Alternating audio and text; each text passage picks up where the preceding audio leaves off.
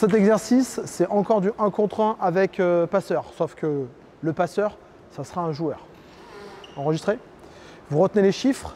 1, 2, 3. D'accord? Et dans les rotations, vous suivez ces chiffres-là. Ça veut dire que sur la fois d'après, 1 devient 2, 2 devient 3, 3 passe 1. OK? Ce qui vous donnera aussi les codes couleurs pour bien repérer qui est avec qui. On va mettre 1 ici avec la balle, 2 là-bas et 3 là-bas. Comment on fonctionne, d'accord? Donc tu vas partir au cercle, Vincent, tu lui fais la passe à terre, toi tu viens à son rendez-vous, tu ne le gênes pas, hein. Mais l'idée c'est que tu sois dans le demi-cercle de non-charge. Tu vas tirer, d'accord? Hop, ici tu récupères la balle, tu deviens défenseur, tu pars dans une aile. Tu lui passes la balle. OK? Tu te démarques toujours dans l'aile opposée. Donc, ton périmètre de démarquage, tu vois, il va du corner jusqu'à quasiment l'axe ici. Tu démarques ici, tu rentres en relation de passe avec lui, 1 contre 1. Passe à terre, rendez-vous dans le demi-cercle. Ouais, très bien. Okay, voilà, c'est bien Vincent. Très bien. Et tu joues ton duel. OK. Très bien.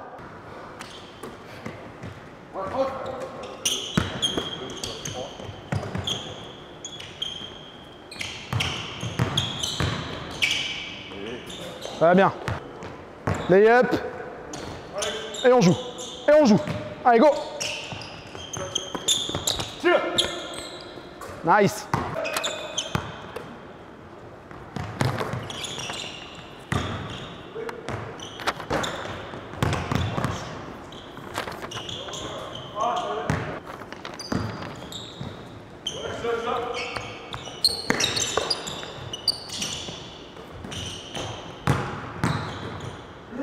Ok, jusqu'à présent, là, sur la ressortie de Franck, on pouvait faire que du 1 contre 1. D'accord? Il pouvait attraper, tirer ou attraper, driver. Maintenant, tu as le droit à une passe bonus. C'est-à-dire que tu peux ressortir, recevoir ici la balle d'Alex. Par exemple, rentrer dans le tir, s'apercevoir que ton joueur monte, voilà, et tu as la passe bonus. Ok? Ta passe bonus, tu vas la gérer soit dans la coupe, ou si jamais tu ne l'as pas dans la coupe, d'accord, tu peux venir poster ou ressortir à l'extérieur. Mais on rajoute 2 dribbles extérieurs, max, d'accord? Et si jamais vous êtes sur une situation de post-up, c'est un seul dribble.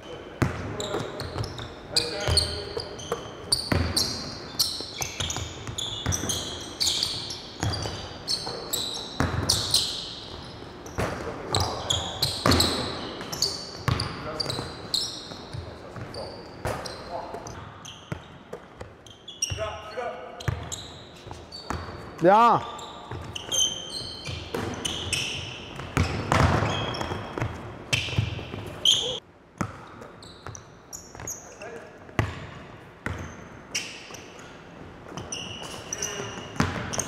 Oui. Maintenant, c'est game. On joue en 5 points. Premier joueur qui individuellement fait 5 points. Comment est-ce qu'on décompte? Quand vous scorez en attaque, si vous marquez à 1 point, ça vaut 1 point. Si vous marquez à 2 points, ça vaut 2 points. Mais ça vaut 2 points ou 1 point pour les 2 attaquants. Pour celui qui a scoré et aussi pour le passeur. OK? Si jamais vous faites un stop défensif, 1 point.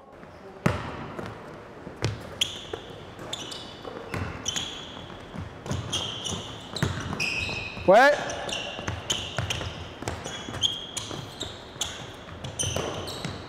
Suis.